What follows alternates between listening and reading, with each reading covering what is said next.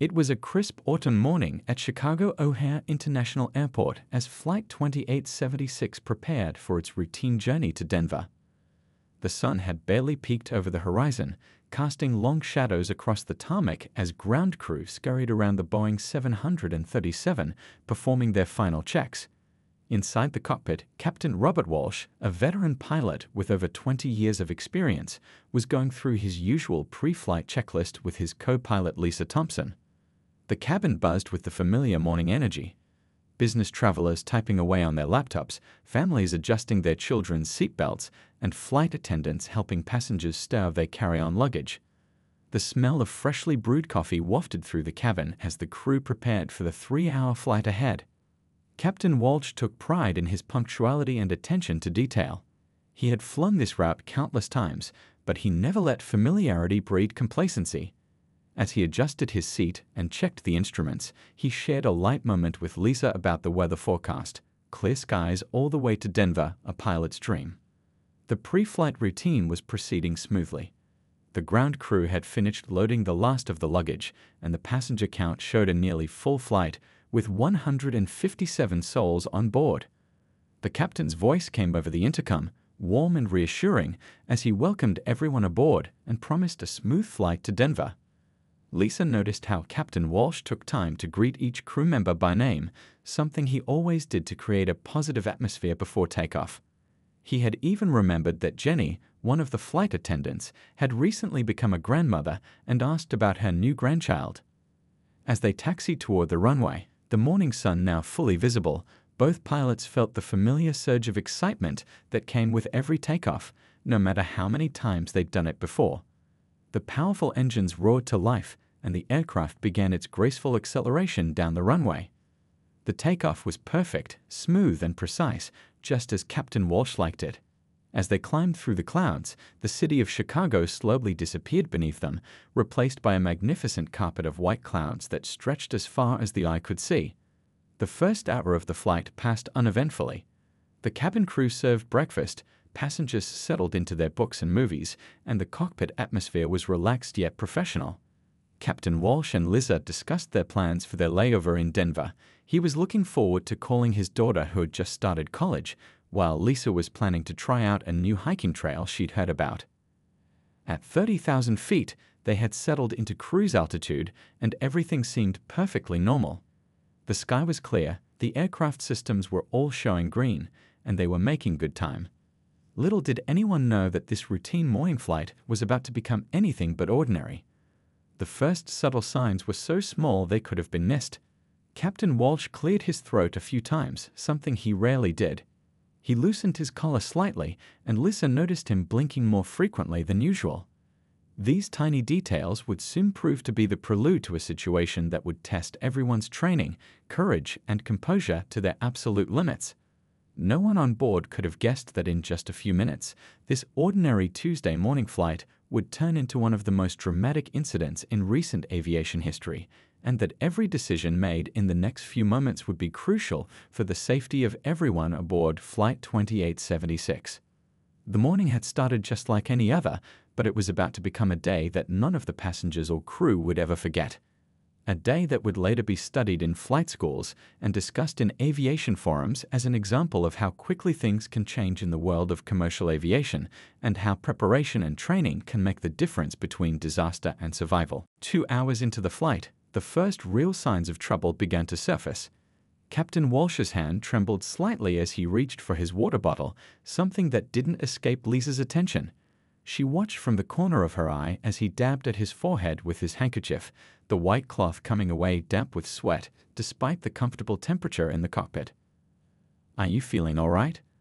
Lisa asked, trying to keep her voice casual while monitoring the captain's unusually pale complexion. The normally chatty captain just nodded, but his breathing had become noticeably heavier. The cockpit, usually filled with friendly conversation, had grown unusually quiet.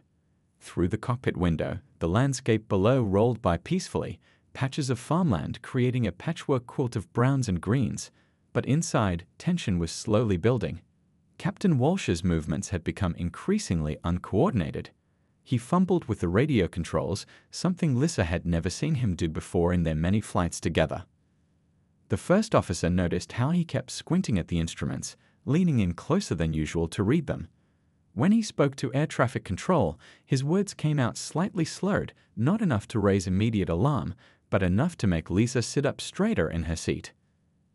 "I just need some water," the captain muttered, his voice barely audible over the hum of the engines. But as he reached for his bottle again, it slipped from his grasp, spilling across the cockpit floor.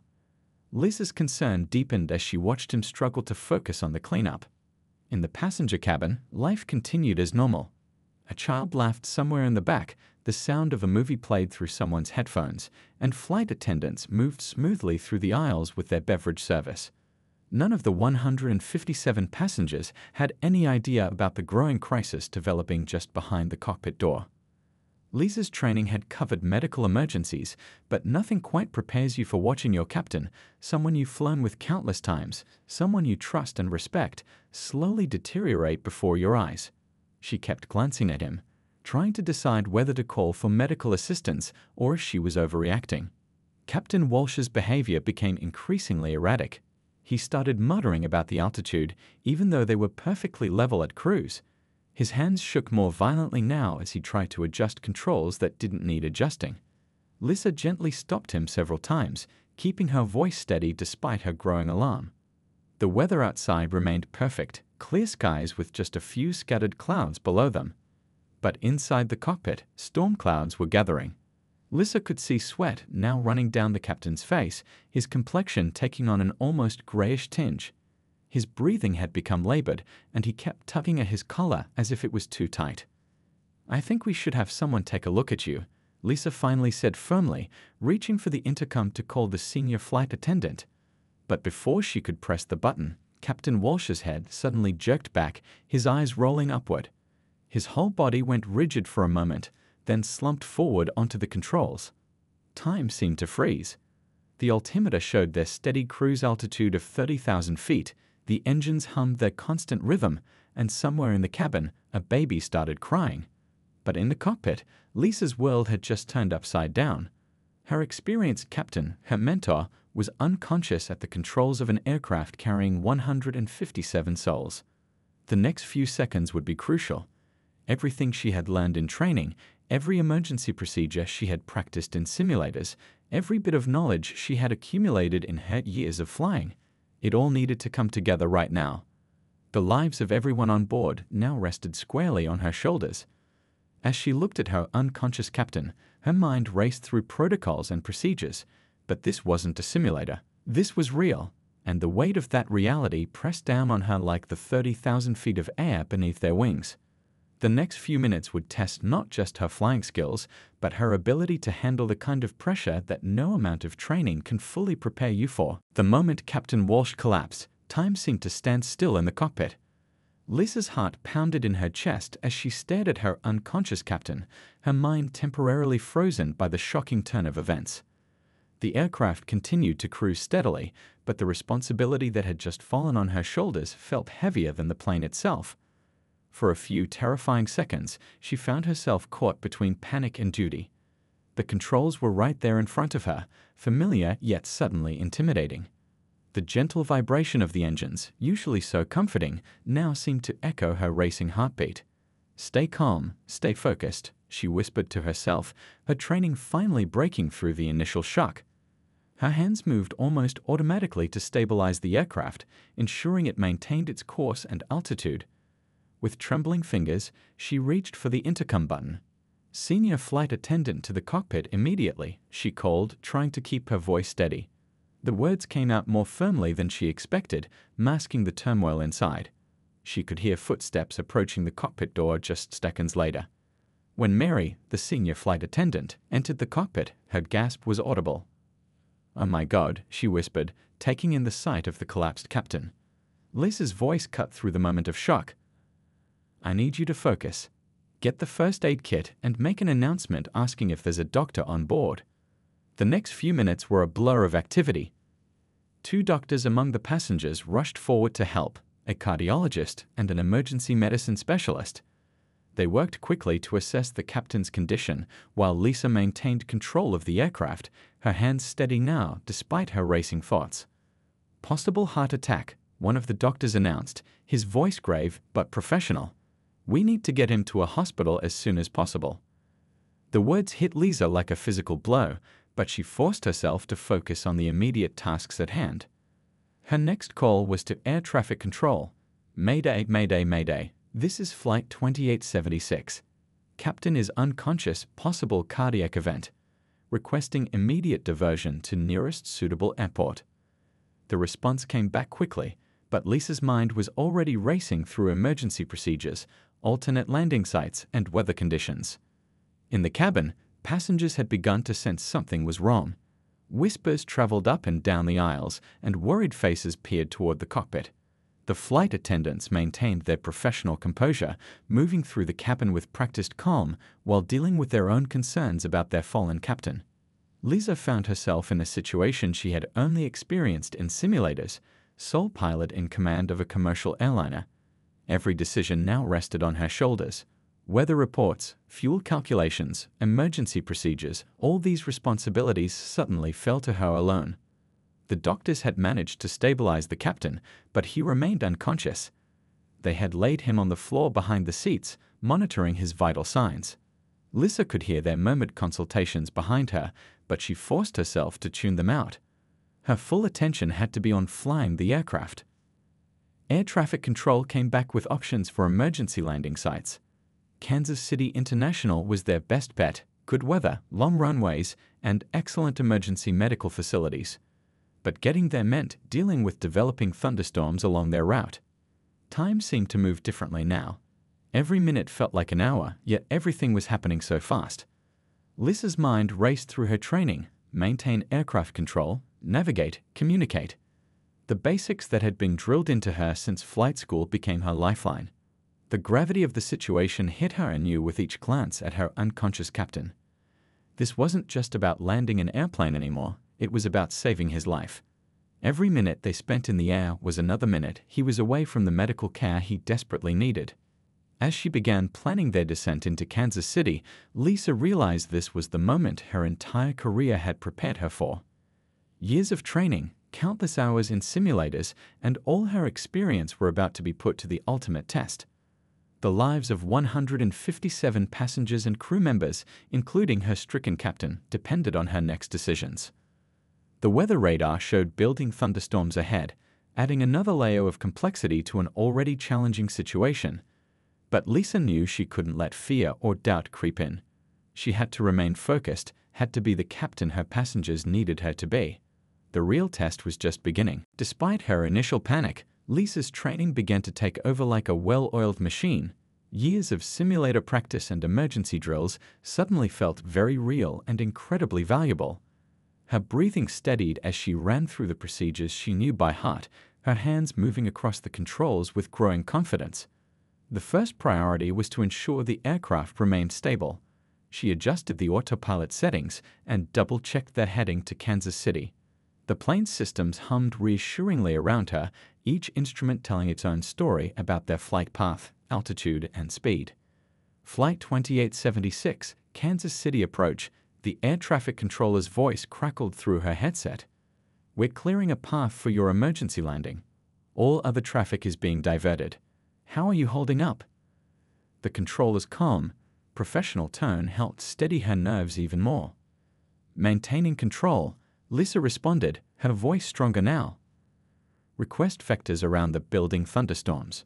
Behind her, she could hear the doctors still working on the captain, their quiet professionalism a reminder of the urgency of their situation. The flight attendants had transformed the cabin into a model of organized efficiency. They moved through the aisles with purpose, reassuring nervous passengers while preparing the cabin for an emergency landing. Their training, like Lisa's, was proving invaluable in this crisis. In the passenger cabin, a strange mix of tension and calm had settled in. Most passengers didn't know exactly what was happening, but they could sense the gravity of the situation. Some held hands with strangers, others said quiet prayers, while many simply sat in silent anticipation. Lisa's mind was now operating on multiple levels, monitoring the aircraft systems, planning their approach, communicating with air traffic control, and keeping track of their fuel situation. The emergency had triggered something in her, a kind of focused clarity she didn't know she possessed. 20 minutes to Kansas City, she announced to the cabin crew. Prepare for possible turbulence as we descend. The weather radar showed the storms were intensifying, but there was a clear corridor that would take them safely to their destination. She just had to thread the needle perfectly. The doctors had managed to stabilize the captain's condition somewhat, but he remained unconscious. Every few minutes they would update Liza on his vital signs. Each update reinforced the importance of getting him to proper medical care as quickly and safely as possible. As they began their descent, the true challenge of solo piloting a commercial airliner became apparent. Tasks that were normally shared between two pilots now fell entirely to Liza. She found herself developing a new rhythm: scan instruments, adjust controls, communicate with ATC, repeat. The clouds outside were growing darker, and the first hints of turbulence began to shake the aircraft. Lisa's hands remained steady on the controls as she guided the plane through rough air, her focus unwavering. The lives of everyone aboard depended on her maintaining that focus. Rain began to streak across the windshield as they descended through the weather system. Lightning flashed in the distance, illuminating the cockpit with brief bursts of brilliant light. But Lisa remained locked in her zone of concentration, her world narrowed to the instruments before her and the runway ahead. Air traffic control provided constant updates and guidance, clearing their path and ensuring emergency services were ready on the ground.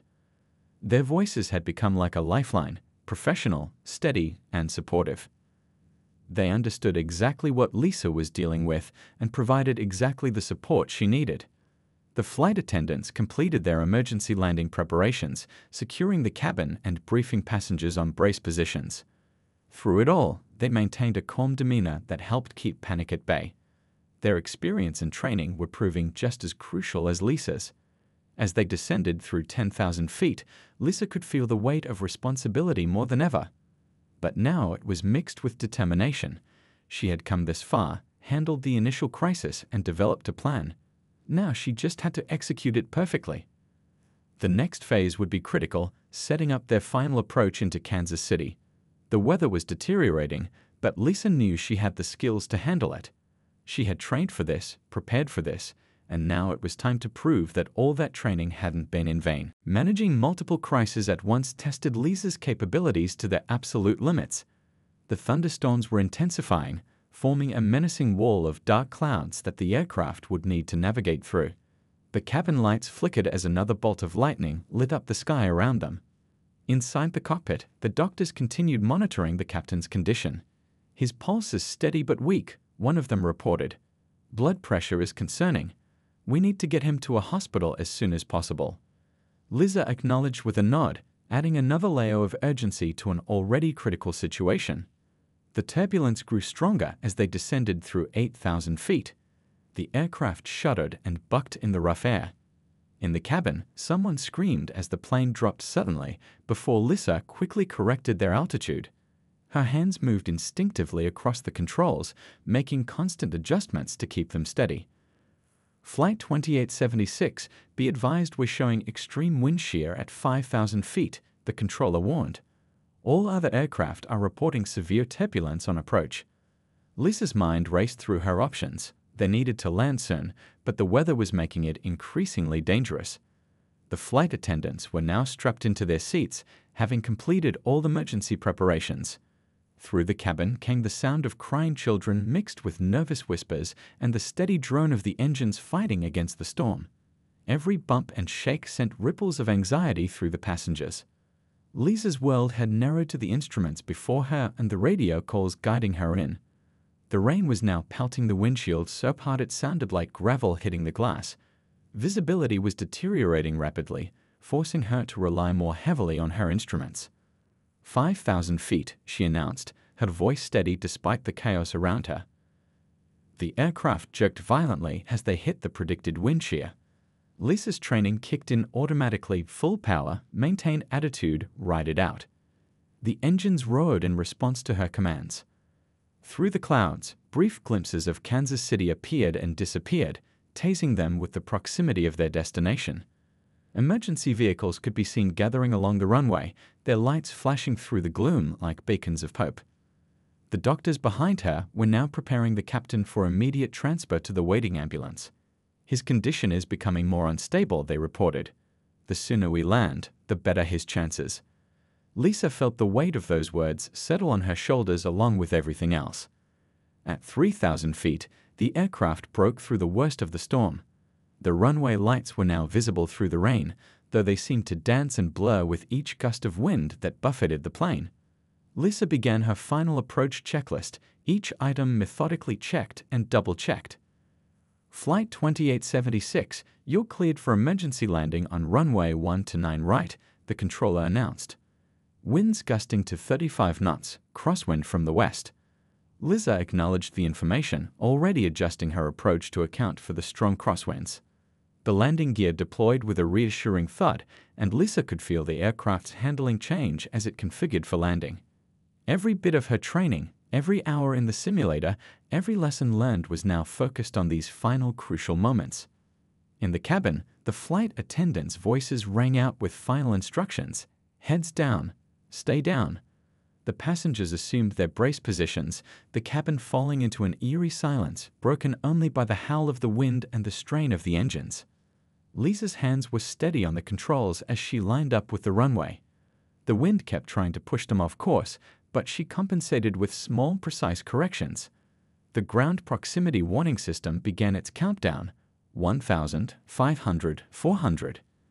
Time seemed to slow down in these final moments. The runway grew larger in her view, the rain continued its assault on the windshield, and somewhere behind her, a man was fighting for his life. Everything would come down to these next few seconds. The final approach into Kansas City International Airport was unlike anything Lisa had ever experienced. The massive aircraft swayed in the gusting winds as she fought to keep it aligned with the runway. Rain hammered against the windshield, making the runway lights blur into streaks of color against the gray backdrop. 200 feet, called out the automated system. Lisa's entire world had narrowed to the rapidly approaching runway and her instruments. Her hands moved with precision born from years of training, making constant small adjustments to counter the crosswind that threatened to push them off course. The radio crackled with updates from the tower. Wind shear alert, threshold winds now gusting to 40 knots. Lisa barely had time to acknowledge the warning as she focused on maintaining their descent path. The aircraft shuddered as another gust hit them from the side. Behind her, she could hear the doctors still monitoring the captain's vital signs. Their quiet murmurs added to the tension in the cockpit. Every second they spent in the air was another second the captain was away from the emergency care he desperately needed. 100 feet, the system announced. The runway threshold passed beneath them, the white markers sliding by with increasing speed. Lisa could feel the aircraft wanting to drift in the wind, but she held it steady, making constant corrections with the rudder pedals. In the passenger cabin, everyone remained in their brace positions. The only sounds were the howl of the wind, the roar of the engines, and the occasional gasp as turbulence shook the plane. Many passengers gripped their armrests so tightly their knuckles had turned white. 50 feet. The ground was rushing up to meet them now. Lisa began the flare maneuver, gradually pulling back on the controls to bring the nose up. This was the most critical moment. Too much or too little pitch could spell disaster. A particularly strong gust hit them just before touchdown, trying to push the aircraft off centerline. Lisa's response was immediate and precise, countering the wind while maintaining their descent rate. Years of training culminated in these crucial seconds. The main landing gear touched down with a solid thump, sending a shudder through the entire aircraft. Lisa kept the nose high, fighting the crosswind as the speed bled off. Then the nose gear settled onto the runway, and she could finally begin braking. Rain-slicked runway stretched out ahead of them as Lisa applied the thrust reversers and brakes. The massive aircraft began to slow, but the wet conditions made the deceleration feel agonizingly gradual. Emergency vehicles were already racing alongside them, their lights flashing through the rain. The relief in the cabin was palpable as the aircraft's speed dropped. But Lisa couldn't relax yet. She still had to guide the aircraft safely to the gate where medical teams were waiting. The taxiways were slick with rain, requiring careful handling even at low speeds. As they turned off the runway, applause broke out in the cabin. Some passengers were crying with relief, others saying prayers of thanks. The flight attendants remained professional but couldn't hide the emotion in their voices as they made their final announcements. Emergency vehicles surrounded them as they taxied toward the terminal. Lisa could see ambulance lights flashing through the rain, medical teams already positioned and waiting. Every second counted now for the captain's survival. The aircraft came to a final stop, and Lisa quickly began the shutdown procedures. Medical teams were already boarding before the engines had fully spooled down. They worked with impressive efficiency, transferring the captain onto a stretcher and rushing him toward the waiting ambulance. In those final moments in the cockpit, as the reality of what she'd just accomplished began to sink in, Lisa felt a mix of exhaustion and pride. She had faced one of the most challenging situations a pilot could encounter and brought everyone through safely. The aftermath of the emergency landing unfolded like a carefully choreographed dance. Emergency medical teams whisked the captain away to the nearest hospital, while airport ground crew swarmed around the aircraft, checking for any signs of stress from the difficult landing. The rain continued to pour, but nobody seemed to notice anymore. Inside the terminal, passengers gathered in small groups, many still processing what they'd just experienced. Some were on their phones, calling loved ones with shaking voices to tell them they were safe. Others were hugging the flight attendants, thanking them for their professionalism during the crisis. Lisa stood at the gate desk, completing her incident report with trembling hands. The adrenaline was finally wearing off, and the full weight of what had just happened was beginning to sink in. Airport officials and airline representatives moved around her in a blur of activity, but she remained focused on documenting every detail while it was still fresh in her mind. The two doctors who had helped during the flight stopped by before leaving. "The captain's in good hands now," they assured her. "They'll run tests, but it looks like he suffered a major heart attack. Your quick decision to divert probably saved his life." Those words hit Lisa hard. The reality that this wasn't just about landing a plane, but about saving her colleague's life. News of the incident spread quickly through the aviation community. Other pilots at the airport came by to offer their support and congratulations. Many had faced emergencies before, but few had dealt with one of this magnitude while battling severe weather conditions. The airline's chief pilot called personally to commend Lisa's handling of the situation. "You did everything by the book," he said, "and then some. This will be used as a training example for years to come." His words meant more to her than any official recognition could. Hours later, word came from the hospital. The captain had survived and was stable. The doctors were optimistic about his recovery, though they confirmed it had indeed been a severe cardiac event. The news brought tears of relief to Lisa's eyes, the first she'd allowed herself since the whole ordeal began. In the days that followed, letters and emails poured in from passengers and their families. Many shared how the experience had affected them, how they'd gained a new appreciation for the professionals who keep them safe in the skies. One passenger wrote about how her young daughter now wanted to become a pilot, just like the brave lady who saved everyone. The incident made headlines, but Lisa shied away from the media attention. For her, it wasn't about being a hero, it was about doing the job she was trained to do. Still, she couldn't help but feel proud when she read the official incident report, praising her exceptional airmanship and decision-making under extreme pressure. 2 weeks later, she visited the captain in the hospital. He was recovering well and eager to thank her personally. "You did everything right," he told her, his voice thick with emotion. "I couldn't have handled it better myself." Coming from him, that was the highest praise possible. The experience changed Lisa in subtle but significant ways. She found herself becoming an even more meticulous pilot, if that was possible. During training sessions, she paid extra attention to emergency procedures, knowing firsthand how crucial they could be. The airline industry learned valuable lessons from the incident. Training programs were updated to include more scenarios involving pilot incapacitation combined with severe weather conditions. Lisa was asked to contribute her insights, helping to prepare the next generation of pilots for similar challenges. Months later, when the captain returned to flying after a full recovery, Lisa was there to welcome him back. As they stood in the terminal, watching planes take off and land, they shared a moment of understanding that only those who have faced crisis in the skies can truly comprehend. The incident became more than just another aviation emergency. It became a testament to the importance of training, preparation, and the human capacity to rise to extraordinary challenges. For everyone involved, it was a powerful reminder that in the world of aviation, every day brings the potential for ordinary people to do extraordinary things.